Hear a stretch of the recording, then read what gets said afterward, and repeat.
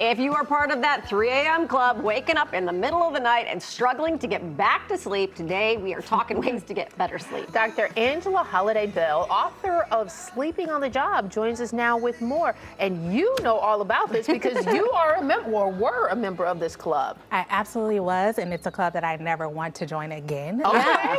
One of the most frustrating experiences to go through is waking up in the middle of the night and not being able to fall back asleep. Okay, so the question is, why do we wake up in the middle of the night? Yeah, so there are multiple reasons. Let me start with the 3 a.m. part, because that part is so odd. It's so odd, but so universal at the same time. So first of all, we have our circadian rhythm and our sleep drive. Sleep drive builds up throughout the day, and then we sleep it off overnight. So around 3 a.m. is when you've slept off enough of your sleep drive and pressure that it's easier for other stimuli to wake you up. Okay. And then you don't have as strong of signals being sent from your circadian rhythm to keep you asleep. So that's why it's around that same time. Several different reasons people wake up in the middle of the night. I would say 3 most common are a full bladder, so waking up to go to the restroom. Most people are aware of that. A drop in blood sugar and hunger, which is something that most people are actually not aware of. Yeah. So when your blood sugar drops, it signals to your body to stimulate you and awaken you as a protective mechanism. We need to eat, we need calories, and so that can cause you to wake up. And then a warm sleeping environment. So your environment should actually be cool.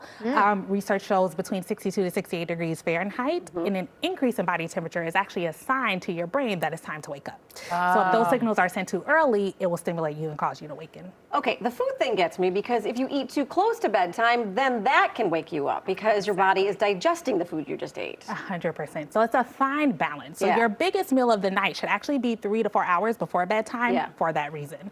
You also don't want to have a heavy carb load in your meals before bedtime because that can lead to a spike in blood sugar and a spike in your cortisol that can also lead to middle of the night wakings. The trick is to have a nice bedtime snack around 1 hour before bed that's rich in protein and complex carbs like fruit because the protein helps to keep you full and satiated throughout the night, and the fruit helps to stabilize your blood sugar. Okay, so how did you become or revoke your membership to that 3 a.m.? Gave up that fast. Yeah. So the first thing is I watch my liquids before bedtime. So I try not to drink too much really a couple hours before bed. Caffeine and alcohol as well, they disrupt sleep for whole other reasons, but they're also diuretics, meaning they're more likely to cause you to have to urinate in the middle of the night. So decreasing that stimulus right there. I make sure my bedroom is nice and cool. I mean, like almost freezing, almost uncomfortable to me, but it feels so good while I'm sleeping. But then the other thing is, what is more important than waking up is staying up and not being able to fall asleep, and what you do in the middle of the night to cause you to remain awake. Right? Because we actually wake up multiple times throughout the night as we cycle through sleep stages. So we start with the lighter stage of sleep, get progressively deeper, there's a brief awakening, and then it starts over again. What happens is when you engage in stimulating behaviors or activities like looking at the clock, worst thing you can do when you wake up in the middle of the night is look at the clock, or grab that phone, turn your television on. All those things stimulate your brain that you want to be awake, and you're sending alerting factors. And so what happens is you cause yourself to reinforce those awakenings such that your body learns that 3 a.m. is when we want to be awake. So it starts to send those alerting factors even if you don't want it to. Okay, so let's say you wake up and you're trying to get back to sleep. And say you avoid those things. But sometimes like our mind races, right? You're like, because then you start panicking about not getting enough sleep and then you can't fall back to sleep. Absolutely. So first thing, don't look at the clock. It causes that countdown anxiety. The second thing is, if you're not able to fall asleep within 15 to 20 minutes at the beginning or middle of the night, the best thing to do is actually get out of your bed, do some relaxing activity until you feel sleepy again, and then get back in bed. What's that, like yoga or something? So reading a book, doing a meditation, listening to music, you can even just like fold laundry, just mundane tasks that are not stimulating. The reason for this is if you're waking up in the middle of the night and you can't fall back asleep, how do you feel? Frustrated, stressed.